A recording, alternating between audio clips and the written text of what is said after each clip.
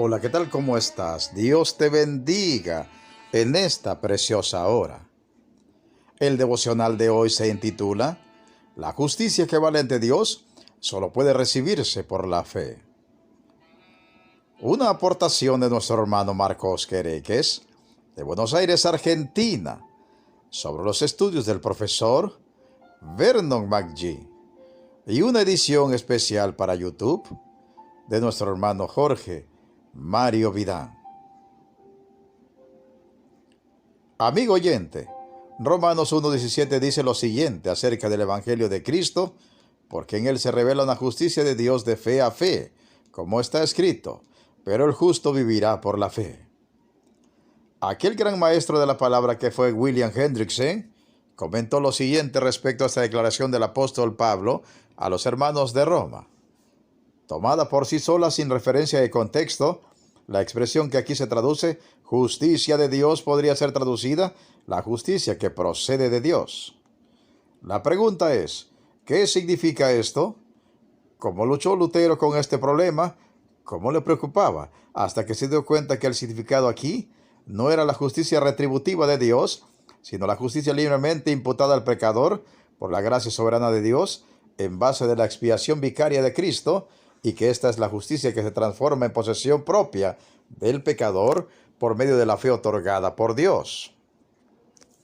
Cuando Lutero descubrió que Romanos 1.17 habla del misericordioso veredicto pronunciado por Dios sobre el creyente, él experimentó el día más feliz de su vida.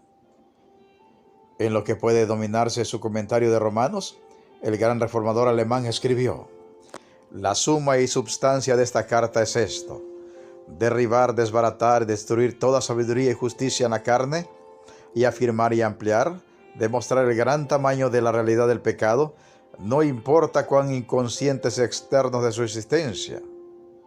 Lutero prosigue su comentario, diciendo que siempre ha habido gente, tanto entre los judíos como entre los gentiles, que creyeron en la posibilidad de la bondad interior.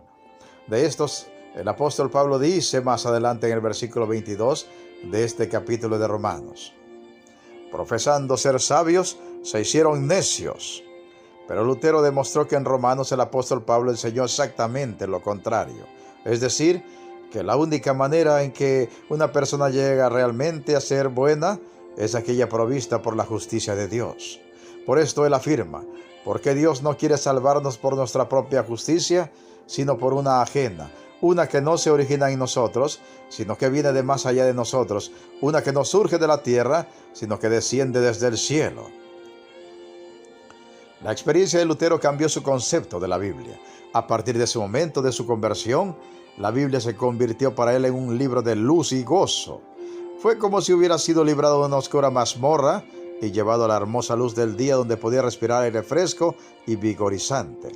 La paz de Dios, que sobrepasa todo entendimiento, llenaba ahora su corazón y su mente.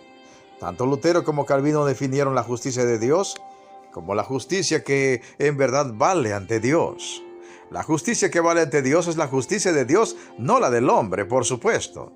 ¿Y cómo puede entonces el hombre pecador apropiarse de esta justicia de Dios, la cual es la única que en verdad vale delante de él?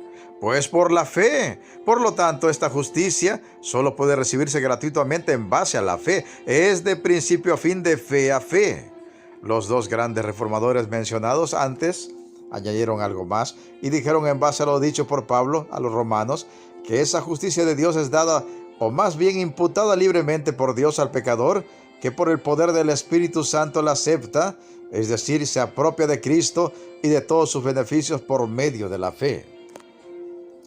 Si usted considera que tiene una justicia que le permite estar en pie delante de Dios y un día ser digna de entrar en su santa presencia, ¿en qué basa esa justicia que usted considera que le hace digno delante del Señor?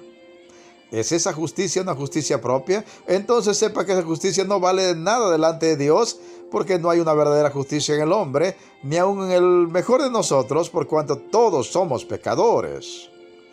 ¿Es esa justicia una justicia de Dios? Entonces dele gracias y gloria y alabanzas al Señor, porque esa justicia que viene de Dios sí que vale delante de Dios y le hace justo, santo y digno delante de Él, y le abre de par en par las puertas de su reino y del cielo, porque solo la justicia de Dios puede hacernos dignos delante de Dios.